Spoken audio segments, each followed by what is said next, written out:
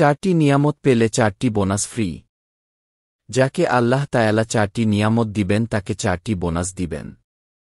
Number 1, যার বুদ্ধি বেশি তার চিন্তা ও গবেষণা বেশি। নাম্বার 2, যার শক্তি বেশি তার কাজ বেশি। নাম্বার 3, যার ইবাদত বেশি তার রিজিক বেশি।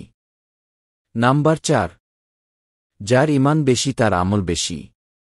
আল্লাহ তাআলা যখন কাউকে কোনো নিয়ামত দান করেন, তিনি তা শুধু দান করে থেমে যান না, তিনি তার ফলও বাড়িয়ে দেন। বুদ্ধির নিয়ামত এনে দেয় গভীর চিন্তা ও জ্ঞানচর্চার দরজা। শক্তির নিয়ামত খুলে দেয় কাজ ও কর্মদক্ষতার রাজপথ। ইবাদতের নিয়ামত ডেকে আনে বরকতময় রিজিক।